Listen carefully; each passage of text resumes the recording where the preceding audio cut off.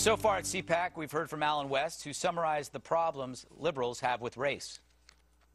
I'm speaking from experience when I tell you that there's nothing on this green earth that a liberal progressive fears more than a black American who wants a better life and a smaller government. And here's South Carolina Senator Tim Scott, who summarized why jobs beat the liberal bribe, i.e. handouts.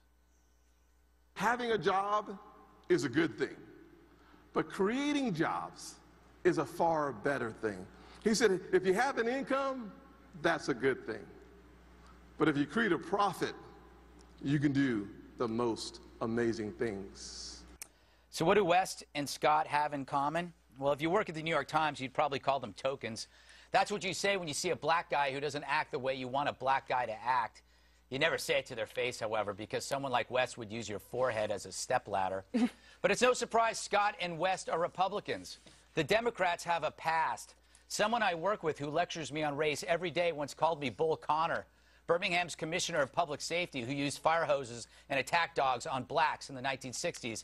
My pal left out that the thug was a Democrat. Didn't fit the story. A lot of stuff doesn't.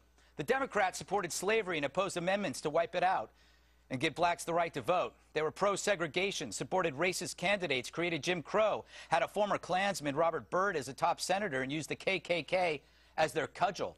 Of course, the media rarely ever brings that up, or that Republicans helped pass the 1964 Civil Rights Act. So how's the Democratic Party influence help blacks now? Well, illegitimacy is up around 70%. It's not much rosier for urban squalor and imprisonment. Those Democratic programs have caused more damage than Hurricanes Katrina and Sandy combined. Yet nearly all black voters go Democrat. That's why guys like West and Scott must fight the lying liberal media and remind black America of the abusive relationship they've endured for so long. They may not be in the back of the bus anymore. They're just under it. I mean, hard-hitting. I want you to emphasize it was not me that said you about Bull Connor, okay? You called me Bull Connor twice. I did? You're yes. outed now. Yeah, you called me Bull Connor. I didn't know who Bull Connor was. I confess. So I looked it up and I go, well, wow. I apologize. He's a Democrat. You were no, you were actually complimenting me, I think. Oh. You're saying because he's a Democrat, right? Okay. Yeah. KG, what should conservatives do to attract minorities? Should they act like Democrats and give away free stuff? I think they should be for education of children, not just in public schools chasing after empty federal dollars that don't produce good results, because they're more interested in keeping the union schools going, appeasing teachers. I'd rather see us move towards charter, voucher schools, things like that. Education is very important to all parents, but especially to try and attract children who are left behind, minority populations in inner cities that are failing behind because they're not provided the same opportunities of other children that are able to attend and go to private schools. So for me, I think that would be something that would work and help. Bob, when you see when somebody legitimately believes that certain programs don't work and they say certain programs don't work, must they be accused of being cold and callous? No, they don't. But let's keep in mind here. I listened to both Scott and West, and they gave good speeches. And they both said that the messages, the inherent principles of the Republican Party, what were best for minorities. My answer to that is then take your message into those communities. Listen to this. The statistic: 48% of the public voted for Republicans for the House of Representatives. Only 48%, and yet they control 52% of the House seats, because these seats are becoming increasingly more white and less minority. And the Democrats are grabbing them off when they can. You mean in the districts? The districts across America. Yeah, right. The districts are. And so in a way, the problem, I think, for the Republicans is they've got to get in and engage this debate if they think they've got something to sell. Good point. Well, I think that's what they're doing. Yeah. In a way, I mean, it takes time. But these two messengers are younger, very accomplished, one in military, one in business, but both willing to commit themselves to public service. What I like is the idea of the individualism that both of them basically are so grounded, and they are so self-confident that I sometimes wonder, I'm like, wow, I wish I was even more like that. I mean, I think it's not just a message for African Americans, it's one for all of us could learn from them. I did today. You're definitely an underachiever, Dana. I am. I have very little self-confidence. I know. She's only scratched the surface so far of what she could accomplish. That is true. No, She but I do scratches think a lot I of hear things. that, and I hear them speaking, and it's with such assuredness, and you know that actually comes from their core. They cannot be anybody than who they are, which I love. What do you think, Eric? I think we need to distinguish the difference between conservatism and republicanism. I think these guys were talking for conservatives, not necessarily Republicans, as Bob may have mentioned. Let's not conflate the two. These guys talked at CPAC. I also think it's a little dangerous. He's a good friend of mine. Alan West, he and I, we email, we talk to each other. It's a little dangerous to bring up the race card in this setting, because isn't that what they're supposed to not be doing? Isn't it supposed to be not color of your skin that matters? It matters the policy. It matters the size of government. It matters what happens. And for him, Tell that to a guy who's been called an Uncle Tom, no, Eric.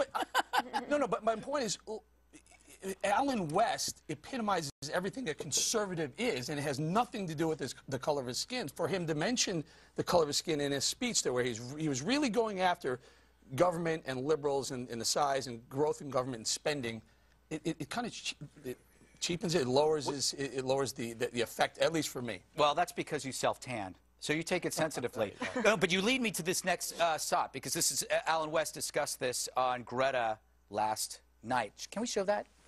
Because when you look at black Americans that are conservatives, look at how they have been viciously attacked. Condoleezza Rice, Colin Powell, Michael Steele, myself, Tim Scott, Mia Love. Anytime you see people stand up and they swim against the current, especially as a minority conservative, but definitely a black conservative, the other side comes at them viciously. Can I just point something out? Who cares? Who cares what the other side does? You have to, because that's the weapon they use. Screw the other side. So if they call you a racist, you're supposed to say okay. If they call you a token, you're supposed to say okay. No, you're fine supposed with to say, that. here's what I stand for. I stand for smaller government. I stand for less spending, keeping more of your own money, and forget what color of my skin, because I don't care. I don't think he's talking about that. I think he's trying to talk about fighting the tactics that the left uses to marginalize blacks. You have to, sooner or later, you got to address that. And you got to point it out to the young people that don't see what's being done, what's being manipulated. Hey, Greg, honestly, with Mia Love, Ted Cruz, Marco Rubio, Scott, on down the line, I think the young people are going to realize that the Republicans don't care about the color of skin anymore. However, I was just thinking, in some ways, you could take the fight for gay marriage. If you look at somebody like Ellen DeGeneres, who decided that she was going to be courageous. She did the coming out on the sitcom, and then she has continued to talk about it and push that issue. She knows that when people go to talk to her, if she were to talk about, like, pick any other garden variety topic, what they really want to know is, but how will you help us on gay marriage? So it's like the elephant in the room. They are black or they are Hispanic, and these two gentlemen that we've shown so far. If you look at Rubio, Cruz, everybody writes the stories. When you pick the story up in the morning, it's going to refer to them being Hispanic or black, so they just take it on rather than ignoring it and say, all right, I'm going to embrace it, I'm going to talk about it, because otherwise, on the conservative side, no one wants to talk about it at all, and then we end up losing. And I think we could win. I hate to give advice to Republicans or conservatives, but let me... They will not take it, Bob. I know they won't, but it would be something to think about, which is that because the Republican Party has such good ties in the business community, if you want to make a statement in a minority community, convince some of those businesses to open up businesses in the minority community and begin to hire people. That will get some attention, because right now it is fixed in the minds of minorities that Republicans and conservatives are out to get them. And you could argue that... Like the big banks? Because all the big banks are run by liberals, so why don't the big banks have more jobs? Who stops Walmart from going into cities? It's not conservatives, it's liberals. You can argue, look, you can argue what the liberals do or don't do about this. I'm saying as a positive thing. Right. It seemed to me to make sense to get some businesses opened up in minority communities and provide jobs. But that's what I don't understand. Like, what businesses? Because if you take what would be some of the businesses you'd want to go in, like Walmart, grocery stores, like a Home Depot, that type of thing. Well, those are places, those are businesses that do business where they can best get a permit. I mean, that's the other thing, is that some of these businesses, yeah, they'd love to be able to build on a brown field. You can't get the permits to be able to do that, so they go where the business is going to be the best. I can't imagine a big city mayor, almost all of whom are Democrats, who would not want to have a Walmart? Even a Walmart. But I'll tell you, take for example. They get a tremendous amount of pushback. White liberals. Take for example, Federal Express and DHL. If they decided to open up transit points in minority communities, they provide a lot of jobs. There's just one thought. But I mean, it just seems to me that you can talk about this all you want, but in the black community, and frankly, there has been very little they can look at tangibly from Republicans that have made their lives better. Like faith-based initiative, No Child Left Behind, things like that addressed how government could actually do a better job to help their community. What I'm saying is they don't see that as something that's... Right, and that's why I think West and Scott are doing the right thing by going out and just talking about it full on and saying, you're going to look at me and I'm going to look different from a lot of other Republicans you might know, but let me tell you why I am. And I think they're being very effective, clearly, since we're talking about it. Yeah, no, I think it's a good approach. I mean, I personally don't want to shy away from it. I'm a Puerto Rican woman. I like it. Oh, you're the elephant. That's the elephant in the room. I wondered what it was. But I have no problem talking about it. I think it's good to do that and do the kind of outreach and encourage minority communities to get active and to understand the elements of the, conservatism and of the Republican Party so that they understand that they have principles and an ideology that is actually really right on the mark for them in terms of the focus on family and religion and building communities and education. But you got to take the message to them. Well, that's, look, that's good point. What people get hired for. All right, let's wrap this thing up, okay?